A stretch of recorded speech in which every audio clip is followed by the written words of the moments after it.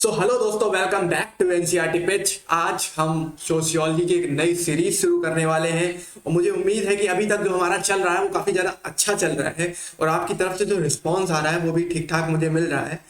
तो आपको कोई डाउट हुआ करे तो ज़रूर पूछ लिया करो। बोर्ड 2023 के लिए हमारी टीम लगातार मेहनत कर रही है। सोशियोलॉजी की इस नई सीरीज में आप सभी का स्वागत है। Structural change. देखिए, आज जो ये चैप्टर है, इस चैप्टर को समझने के लिए चैप्टर नंबर 2 को पहले समझा देता हूं।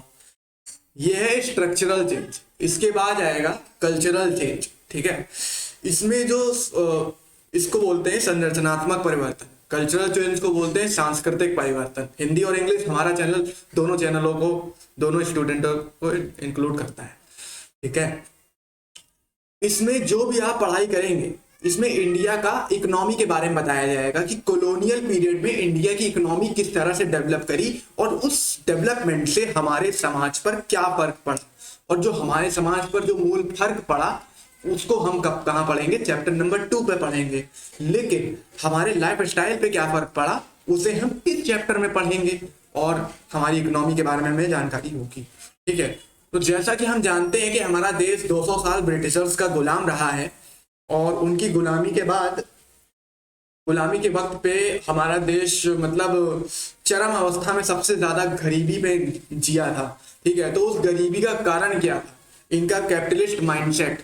ठीक है, इन लोगों की जो पूंजीवादी सोच थी उसने हमें ज्यादा बड़ा गरीब बनाया। ठीक है, अब देखिए, जैसे कि हम आपसे कहते हैं, एक एग्जांपल देते हैं।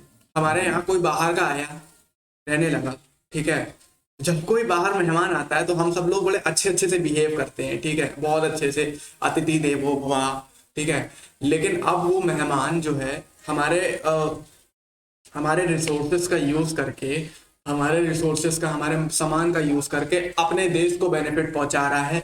ठीक है, अपने देश के लोगों को रोजगार दे रहा है। ठीक है, हमारे देश को रोजगार नहीं दे रहा है, हमारे देश के लोगों की मजदूरी ले रहा है। ठीक है, उनसे लेबरशिप ले रहा है और लेकिन बदले में अपने देश को वो रिच कर रहा है। ठीक है, तो इसको गुलामी कहते हैं।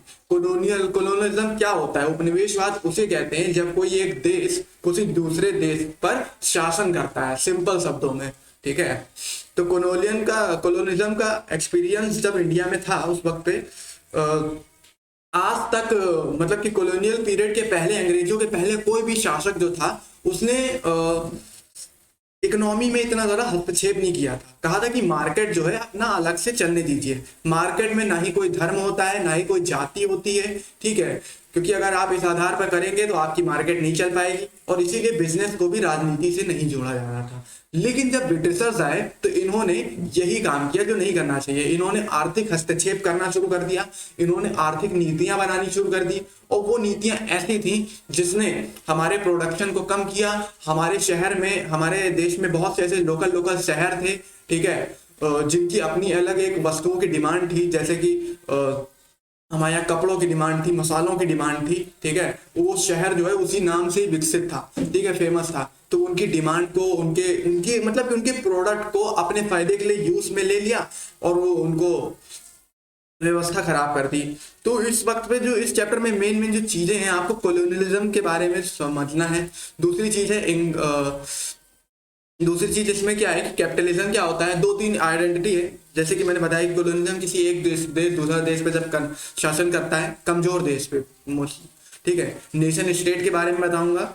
ठीक है, और सिटीज। हाँ, तो देखिए, हम जिस एरा के बारे में पढ़ रहे हैं उस वक्त पे सिटीज का डेवलपमेंट कैसे होता है। ठीक है, कॉलोनियलिज्म क्या होता है? कॉलोनियलिज्म जब कोई एक देश दूसरे देश पर आकर शासन करता है। और कैपिटलिज्म क्या होता है? जब उत्पादन के साधनों पर, ठीक है, कुछ ही लोगों का हक होता है और उनका मूल उद्देश्य सिर्फ ये होता है फायदा, मुनाफा, बस प्रॉफिट। ठीक है, उनको प्रकृति में क्या हो रहा है, प्रकृति को क्या नुकसान हो रहा है, लोग मर रहे हैं, लोगों को रोजगार मिल रहा है, ये सब कोई मतलब नहीं है।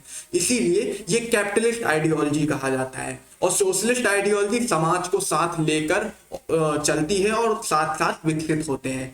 ठीक है, तो ये लोग जो थे कैपिटलिस्ट थे। तो ब्रिटिश कैपिटलिस्ट हमारे यहाँ पूछा जा सकता है एग्जाम में कि ब्रिटिश कैपिटलिज्म के बारे में आप क्या जानते हैं, तो आप सीधा सीधा बताइएगा कि ये लोग जिस तरह से इनका माइंडसेट बताइएगा।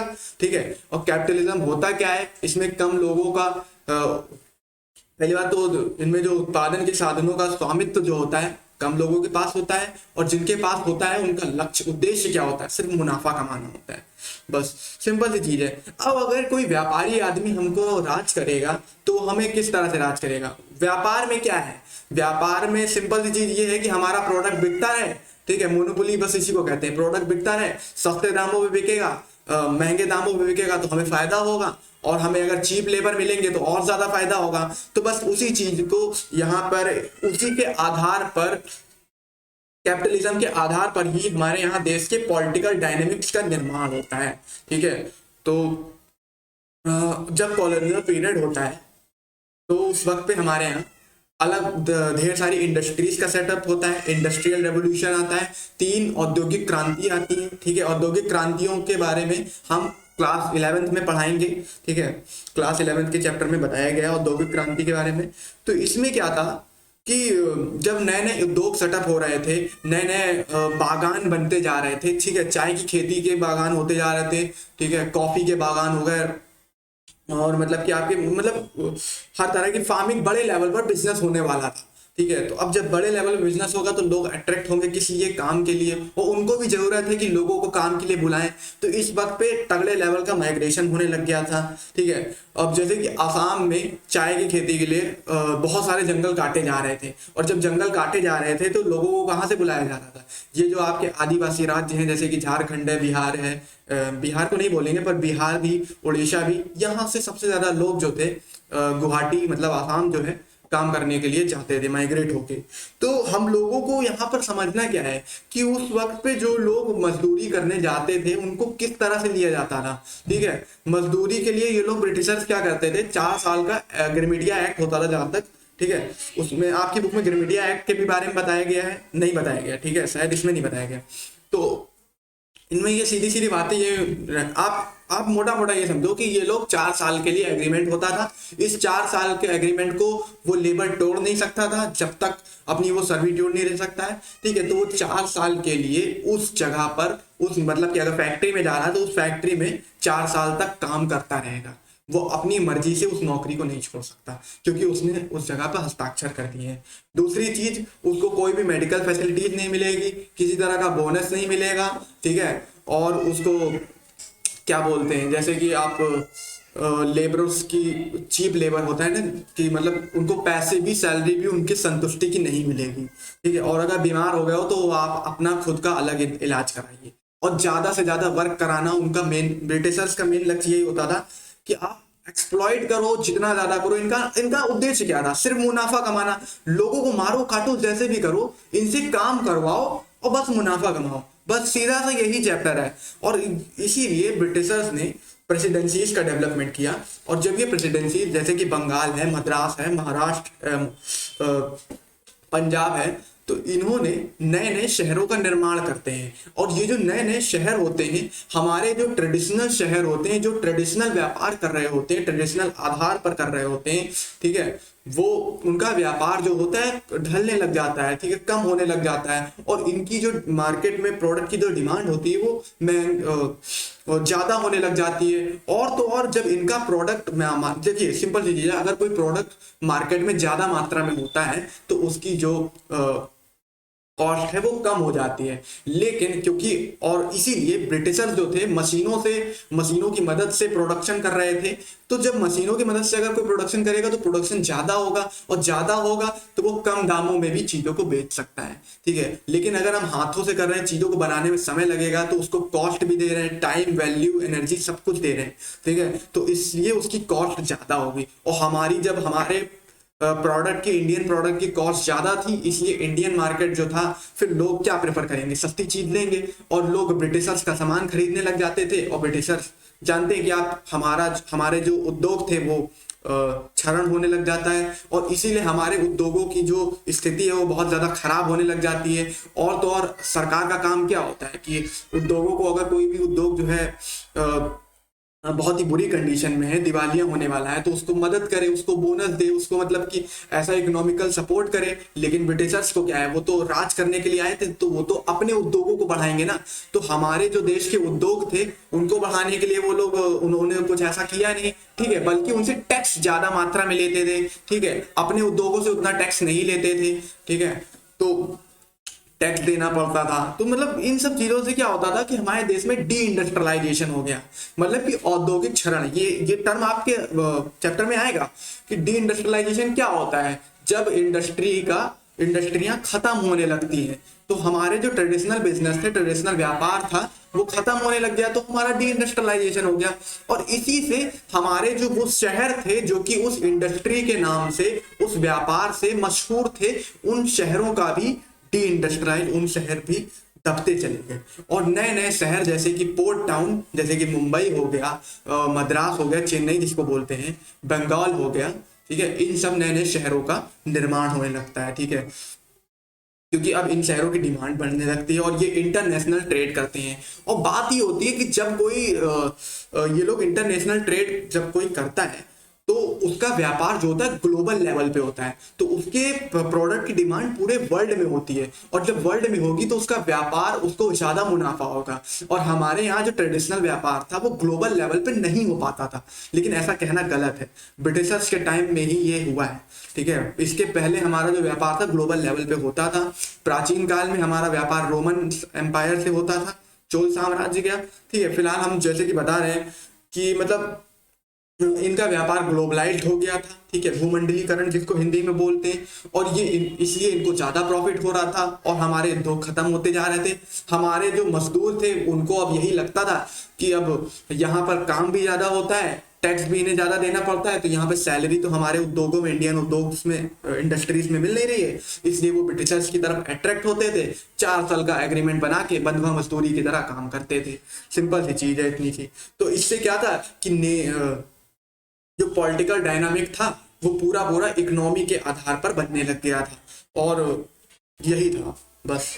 और इससे मेन चीज ये थी कि हमारी जो आइडेंटिटी थी, कल्चरल जो व्यापार था, वो तो छुपता ही जा रहा था। हमारी कल्चरल स्किल्स थी, जैसे कि जैसे बोलते हैं कि कला थी, जैसे कि बहुत बड़ी बड़ी अच्छी तरह का जो आर्किटेक्चर था, जिस तरह की हम लोग डिजाइन बनाते थे, ठीक है। हम जैसे कि लकड़ियों की डलियां बनाते थे, ठीक है, उसकी जगह प्लास्टिक के नैलून लेने लग गए थे।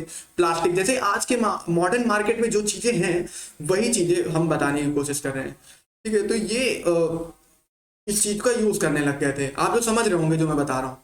अब इनका क्या काम था कि अब इतने बड़े पैमाने पे ये लोग जब उद्योग कर रहे हैं, तो ये चाहते थे कि एजुकेटेड इंडियन भी हो जो इनकी नौकरी, इनको नौकर की तरह काम करे, मालिक ना बने, ठीक है, इनकी काम करे और इनको, इनके बिजनेस को और एक्सपेंड करें और अपने ही लोगों को एक्सप्लॉइट करके इनको और मुनाफा कमा कर दें। बस इनका यही उद्देश्य था। तो इन्होंने क्या किया, इंग्लिश को प्रमोट करना शुरू कर दिया, शिक्षा को प्रमोट करना शुरू कर दिया, और भारतीयों के उस वर्ग को उस वर्ग में डालना शुरू कर दिया जो कि इंडियन को करते थे, ठीक है, उन लोगों को मालिक बनाते थे। लेकिन टॉप पोस्ट पर कभी भी किसी भारतीय को नहीं रखते थे, क्योंकि सत्ता का कंट्रोल वो किसी को नहीं दे सकते थे, ठीक है। तो यहाँ पर सिंपल सिंपल चीजें हैं जो मैंने आपको मोटा मोटा बता दिया। और सिटीज का रोल सिर्फ इतना ही है जितना मैंने बताया है। आपसे यही पूछ सकता है पेपर में कि हमारे जो इंडियन उद्योग थे वो खत्म क्यों होने लग गए थे, या हमसे पूछ सकता है कि जो हमारे शहरों का अस्तित्व जो है, ट्रेडिशनल शहरों का अस्तित्व जो है वो खत्म क्यों होने लग गया था। तो आप यही चीजें बताएंगे कि उनको कैपिटलिस्ट आइडियोलॉजी को कोट करके जो मैंने बताया आप उसे कोट कर देंगे। बस आपको ज़्यादा पढ़ने की जरूरत नहीं है, बस आपको समझने की जरूरत है, इसे बना लीजिए, ठीक है। अब हम दो तरह के व्यापार के मतलब इंडिया में ब्रिटिशर्स ने हमसे काम कराने के लिए हमें एक नशा दिया। जैसे कि हमें टी का नशा दिया, चाय का नशा, इंडियन कभी चाय नहीं पीते थे, ठीक है, लेकिन आज हर इंडियन की सुबह चाय से होती है, ठीक है। और चाइना को कब्जा करने के लिए इन्होंने अफीम का नशा कराया, इंडिगो प्लांटेशन, ठीक है, नील की खेती कराई, अफीम का व्यापार किया, जिससे कि चाइना पर कब्जा किया जा सके। तो दोनों देशों को ऐसे इन्होंने राज किया था। तो टी प्लांटेशन के बारे में मैंने बताया कि जब किया जा रहा था, तो आसान अर्बनाइजेशन और हाँ, टी प्लांटेशन मैंने बता दिया था कि लोग अट्रैक्ट होकर माइग्रेट होकर असम में आ रहे थे। अब इससे क्या होता है, दो कॉन्सेप्ट उभर कर आती हैं, अर्बनाइजेशन एंड इंडस्ट्रियलाइजेशन।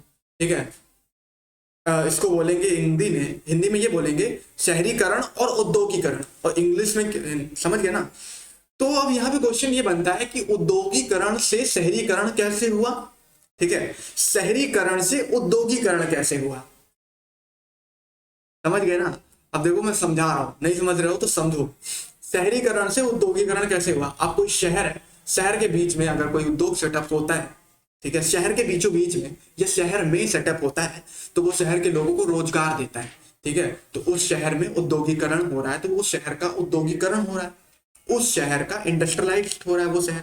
लेकिन अब कोई गांव के बाहर कोई, मतलब अगर इंडस्ट्री सेटअप होती है, ठीक है, मतलब कि शहर के बाहर, मैं बोलता हूँ गांव के बाहर सही नहीं रहेगा, शहर के बाहर मतलब गांव में सेटअप होती है, ठीक है, तो आउट ऑफ टाउन है, तो अब वहां पर जो लोग आएंगे, गांव से ज्यादातर लोग आएंगे, एम्प्लॉयमेंट मिलेगा।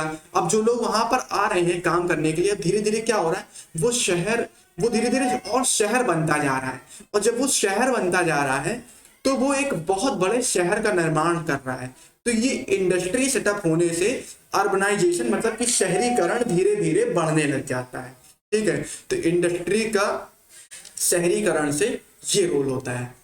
ठीक है, और यही पूछेगा आपसे बुक में, क्वेश्चन में ये पूछ सकता है कि औद्योगिकरण का शहरीकरण से संबंध बताइए कैसे है, और ये शहरीकरण के निर्माण में औद्योगिकरण का क्या योगदान रहा है। ठीक है, ब्रिटिशर्स काल में भी आप बता सकते हैं, औद्योगिकरण सब कुछ वही रहेगा।